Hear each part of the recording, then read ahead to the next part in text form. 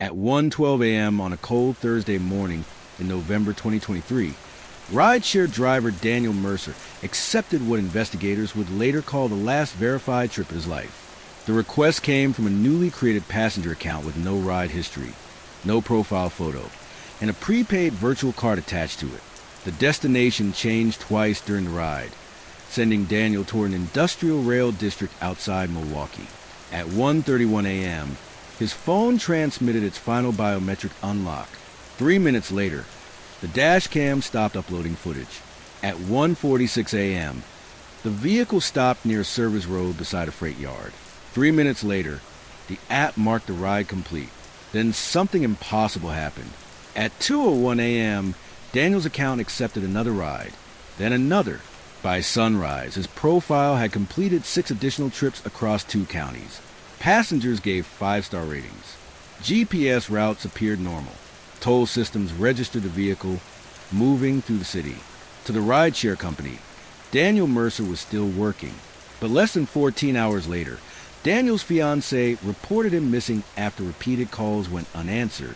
Investigators initially suspected robbery or carjacking, until detectives opened his ride history and discovered the account had remained active long after he vanished.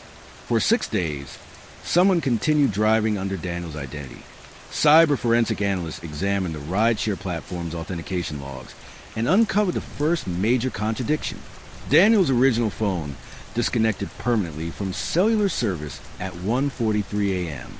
At 1:57 a.m., a second device logged into his account using cloned SIM credentials connected to a prepaid Android phone purchased weeks earlier in Illinois. Whoever took over the account already had Daniel's login information. The replacement device also disabled cloud synchronization settings, explaining why the dashcam uploads suddenly stopped. Investigators reconstructed the Highlander's movements using toll booth scans, traffic cameras, geofence data, and passenger receipts. The routes repeated through isolated warehouse corridors and freight transfer zones. Most trips were unusually short and occurred between midnight and dawn. Passengers later described a driver who avoided conversation, kept his hood low, and manually muted navigation audio. Analysts eventually discovered the rides themselves were functioning as camouflage. The active rideshare account created legitimate movement records across the city, while another criminal operation moved unnoticed beneath it. Nearly every completed trip aligned with cargo transfer activity tied to a multi-state theft ring moving stolen electronics through industrial shipping routes.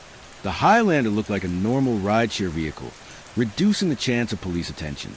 The breakthrough came when analysts recovered a corrupted GPS packet buried inside deleted app cache data. The coordinate pointed investigators to an abandoned maintenance structure near the rail yard, not the official trip endpoint stored in the app. Inside the structure, investigators discovered trace blood evidence matching Daniel Mercer and fragments from his vehicle dashboard. Technicians later recovered Daniel's destroyed phone from a nearby drainage channel. Although heavily damaged, forensic specialists extracted partial audio and location data, confirming Daniel had been attacked shortly after arriving at the rail yard. Investigators concluded the passenger request had been staged. At least 2 suspects entered the vehicle during the route modification sequence, overpowered Daniel, destroyed his phone, transferred his account credentials to another device, and continued using his rideshare profile to hide their transportation activity. But the case finally unraveled because of one overlooked detail. Investigators noticed the impersonator adjusted the cabin temperature within minutes of nearly every pickup. The behavior did not match Daniel's normal driving habits. Archived dashcam footage later connected the habit to Victor Hale, a warehouse subcontractor Daniel had previously driven several times before disappearing. Phone records placed Victor near the rail yard the night Daniel vanished, and financial investigators tied him to the prepaid device used to hijack the account. Federal raids later uncovered cloned payment cards, stolen freight manifests, portable wireless routers, and dismantled rideshare equipment inside a warehouse connected to the operation. Victor Hale and 3 others were eventually arrested on charges tied to organized cargo theft, fraud, identity misuse, and homicide-related offenses connected to Daniel's disappearance. Investigators later admitted the suspects made one fatal mistake. By continuing to use Daniel's account, they created a living timeline of digital evidence.